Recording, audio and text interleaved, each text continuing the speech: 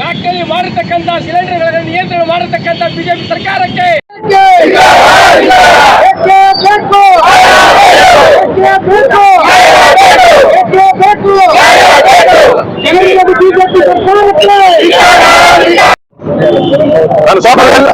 ತಮಗೆಲ್ಲ ಗೊತ್ತಿದ್ದಂಗೆ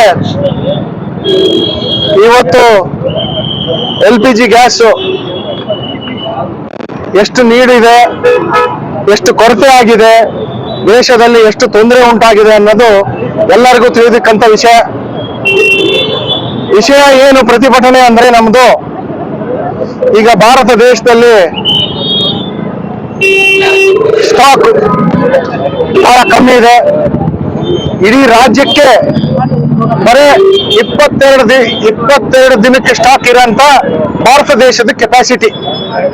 ಇದು ಚಿಂತನೆ ಯೋಚನೆ ಮಾಡ್ಲಾರ್ತಕ್ಕಂಥ ಸರ್ಕಾರ. ಇವತ್ತು ನಮ್ ತಿಳಿದ ಮಟ್ಟಿಗೆ 10 ದಿನದ್ದಾಯ್ತೋ 12 ದಿನದ್ದಾಯ್ತೋ ಗೊತ್ತಿಲ್ಲ. ಆ ಕಾರಣದಿಂದ ನಮಗೆ ಇವತ್ತು ಆ ಒಂದು ವಾರದಿಂದ ನಮಗೆ ಕೈ ಇರತಕ್ಕಂಥ ಆಗಿರತ ಕಾರಣದಿಂದ ನಮಗೆ ಗ್ಯಾಸ್ ಬರ್ತಾ ಇಲ್ಲ. ಇವತ್ತು ನಮ್ಮ ವಿಶ್ವಗುರು ಅಂತಕ್ಕಂಥ ಏನು ಪ್ರಧಾನ ಮಂತ್ರಿ ಇದ್ದಾರೆ, ಬಹಳ ಬುದ್ಧಿವಂತರು, ನನಗೆ ಎಲ್ಲರೂ ಫ್ರೆಂಡು, USA ಫ್ರೆಂಡು, ಎಲ್ಲರೂ ಫ್ರೆಂಡ್ ಅಂತಕ್ಕಂಥ ಇದ್ದು ಇವತ್ತು ಅವರಿಗೆ ಆಯಿಲ್ ಟ್ಯಾಂಕರ್ಗಳು ಬರ್ತಾ ಇಲ್ಲ. ಇವತ್ತು ನಮ್ದು 24ರಿಂದ ಒಂದು 38 ಶಿಪ್ಗಳು, ಹಡಗುಗಳು ಅಲ್ಲಿ ಒಮ್ರಾಜ್ ಅಂತ ಗಲ್ಫ್ ನಲ್ಲಿ ಸಿಕ್ಕೊಂಡಿದ್ದಾವೆ. ಈಗ ಅವರು ದೋಸ್ತ್ ಅಂದ್ರೆ ಇವತ್ತು ಹಡಗುಗಳು ಇವತ್ತು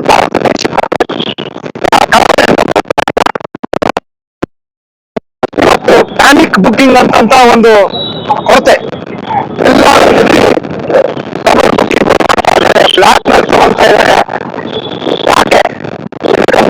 ಡೈರೆಕ್ಷನ್ ಕೊಡ್ತಾ ಇಲ್ಲ.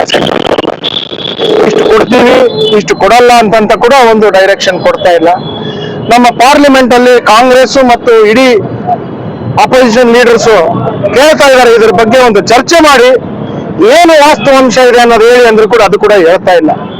ಒಂದು ಎಮರ್ಜೆನ್ಸಿ ಒಂದು ಆಕ್ಷನ್ ಮಾಡಿ ಅದು ಕೂಡ ಆಕ್ಟ್ ಮಾಡಿ ಹೇಳ್ತಾ ನಾವೆಲ್ಲ ಚೆನ್ನಾಗಿದ್ದೀವಿ ಅಂತ ಒಂದೇ ದಿನ ಆಕ್ಷನ್ ಕೊಟ್ಟು ನಮಗೆ ಇಡೀ ದೇಶಕ್ಕೆ ಒಂದು ಹೆದರಿಕೆ ತರ ಅಂತ ಒಂದು ವಾತಾವರಣ ಸೃಷ್ಟಿ ಮಾಡಿದ್ದಾರೆ. ದೇಶದವರು ಸಮಾಧಾನ ಮಾಡಬೇಕು ಹೊರತು ಭಯ ಪಡಿಸ್ತಕ್ಕಂಥ ಕತೆ ಅಲ್ಲ. ಈಗಾಗಲೂ ಇದು ಹೋಟ್ಲರ್ಸ್ ಆಗ್ಲಿ, ಇಂಡಸ್ಟ್ರಿಗಳಾಗ್ಲಿ ಬಹಳ ನಮ್ಮ ಕರ್ನಾಟಕದಲ್ಲಿ ಹೈಯೆಸ್ಟ್ ಬೆಂಗಳೂರಿನಾಗ ಇರ್ತಕ್ಕಂಥ ಫೌಂಡ್ರಿಗಳು, ಬೆಳಗಾಂನಾಗ ಇರ್ತಕ್ಕಂಥ ಫೌಂಡ್ರಿಗಳಿಗೆ ಬಹಳ ತೊಂದರೆ ಆಗಿದೆ. ಸ್ಟೀಲ್ ಇಂಡಸ್ಟ್ರಿಗಳಿಗೆ ಬಹಳ ತೊಂದರೆ ಆಗಿದೆ. ಗ್ಯಾಸ್ ಇಲ್ದಂಗೆ ಯಾವುದೋ ಒಂದು ಹೀಟ್ ಇಂದ ಮಾಡ್ತಕ್ಕಂಥ ಆಗ್ತಾನೆ ಇಲ್ಲ. ದೇಶದಲ್ಲಿ ಬರೀ ಹೋಟೆಲ್ಗಳಿಗಾಗ್ಲಿ 60% ಮುಚ್ಚಿದಾವೆ, ಇಂಡಸ್ಟ್ರಿಗಳಾಗ್ಲಿ 20% ಮೇಲೆ ಮುಚ್ಚಿದಾವೆ. ಇನ್ನು ಮುಂದೆ ಏನ್ ಮುಚ್ತಾವ ಅನ್ನೋದು ಗೊತ್ತಿಲ್ಲ. ಈಗ ಮೋದಿಜಿ ಅವರು ಒಂದು ಡೈರೆಕ್ಷನ್ ಕೊಟ್ಟಿದ್ದಾರೆ, ಏನೇನು ಬರ್ತಾ ಇದೆ ಎಲ್ಲಾ ಗ್ಯಾಸ್ ಕನ್ವರ್ಷನ್ ಆಗಿದೆ ಅಂತಂತ ಮಾಡಕ್ಕೆ ಹೇಳ್ಬಿಟ್ಟಿದ್ದಾರೆ. ಈ ಕೊರತೆಯಿಂದ ನಾಳೆ ಇನ್ನೊಂದು 10-15 ದಿನದಲ್ಲಿ ಪೆಟ್ರೋಲ್ ಡೀಸೆಲ್ ಕೂಡ ಬರಲ್ಲ. ಅದ್ರ ಬಗ್ಗೆ ಕೂಡ ಸೃಷ್ಟಿ ಕೊಡ್ತಾ ಇಲ್ಲ. ಈಗ ಇವರು ಮಾಡ್ತಕ್ಕಂಥ ಏನು ವಿಷಯ ಅಂದ್ರೆ ಪ್ರಧಾನಮಂತ್ರಿ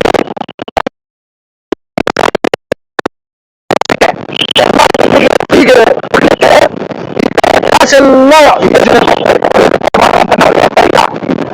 ಆ ಒಂದು ಯೋಜನೆ ಸಲುವಾಗಿ ಕಮರ್ಷಿಯಲ್ ಗ್ಯಾಸ್ ಸೆಂಟರ್ಗಳೆಲ್ಲ ಹೋಗ್ತಾ ಇದಾವೆ, ಜನರು ಹೋಗ್ತಾ ಇದ್ದಾರೆ.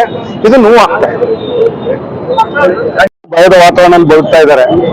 ಯಾಕೆಂತಂದ್ರೆ ಗ್ಯಾಸ್ ಸಿಗುತ್ತೋ ಇಲ್ಲ ಅಂತಕ್ಕಂಥ ಒಂದು ಭೀತಿಯಲ್ಲಿ ಅವ್ರು ಬದುಕ್ತಾ ಇದ್ದಾರೆ. ಇದಕ್ಕೆಲ್ಲ ಕಾರಣ ಏನಂತಂದ್ರೆ ನಮ್ಮ ದೇಶದ ವಿಶ್ವಗುರು ಪ್ರಧಾನಮಂತ್ರಿಗಳು ಮೋದಿಜಿ ಅವರು ಕಳೆದ 11 ವರ್ಷದಿಂದ ನಮ್ಮ ದೇಶವನ್ನು ಆಳ್ತಾ ಇದ್ದಾರೆ. ಕೇವಲ 22 ದಿನಕ್ಕೆ ಮಾತ್ರ ಸ್ಟಾಕ್ ಇಡುವಂತ ಒಂದು ವ್ಯವಸ್ಥೆ ಇರಬೇಕಾದ್ರೆ ಅವ್ರು ಇಡೀ ದೇಶ ನಾನು ಏನೋ ಬದಲಾವಣೆ ಮಾಡ್ಬಿಡ್ತೀನಿ, ದಿನ ತರ್ತೀನಿ ಅಂತ ಹೇಳಿ ಘೋಷಣೆ ಮಾಡ್ತಾ ಬಂದ್ರು. ಕಾಲದಂತ ತರ್ತೀನಿ, ಅದು ಮಾಡ್ತೀನಿ, ಇದು ಮಾಡ್ತೀನಿ ಅಂತ ಹೇಳಿ ಈ 22 ದಿನಕ್ಕಾಗಂತದ್ದು ಅದನ್ನೊಂದು 50 ದಿನಕ್ಕೆ 60 ದಿನಕ್ಕೆ ಜಾಸ್ತಿ ಮಾಡ್ಬೋದಾಯ್ತಲ್ಲ. ಸ್ಟಾಕ್ ಅಂದ್ರೆ ಸ್ಟಾಕ್ ಮಾಡ್ಲಿಕ್ಕೆ ಜಾಸ್ತಿ ಅವ್ರು ಎಫರ್ಟ್ ಮಾಡ್ಬಿಟ್ಟು ಮಾಡ್ಬೋದಾಗಿತ್ತು. ಒಂದು ಫೇಲರ್ ಆಗಿದ್ದಾರೆ. ಅದ್ರ ಜೊತೆಗೆ ಇವತ್ತು ಒಂದು ಅನುಮಾನ ಅಂತೇಳಿ ಒಂದು ಜಲಸಂಧಿ ಏನಿದೆ, ಆ ಜಲಸಂಧಿ ಮುಖಾಂತರ ಎಲ್ಲರಿಗೂ ಬರಬೇಕು. ಆದ್ರೆ ಇವತ್ತಲ್ಲಿ ಲಾರಿ ಟೈಪ್ ಅವರು ಅಲ್ಲಿ ನಿಂತ್ಕೊಂಡಿದ್ದಾರೆ. ಯಾಕಂದ್ರೆ ಯಾವಾಗ ಜಲಪಿರಂಗಿಯಿಂದ ಹೊಡಿತಾರೆ ಅಂತಕ್ಕಂಥ ಭಯದಿಂದ ಇದ್ದಾರೆ. ಆ ಕಡೆ ಟ್ರಂಪ್ ಅವರು ಹೇಳ್ತಾರೆ ನೀವೆಲ್ಲ ಹೋಗಿ ಪರವಾಗಿಲ್ಲ ನಾನು ನೋಡ್ಕೊಂತೀನಿ ಅಂತೇಳಿ. ಆದ್ರೆ ಮೋದಿ ಅವರು ನಮ್ಗೇನು ಇರಾನ್ ಜೊತೆ ಒಂದು ಒಳ್ಳೆ ಸಂಬಂಧ ಇತ್ತು, ಹಿಂದೆ ಆ ಸಂಬಂಧನ ಇವತ್ತು ಕಳ್ಕೊಂಡಿದ್ದಾರೆ.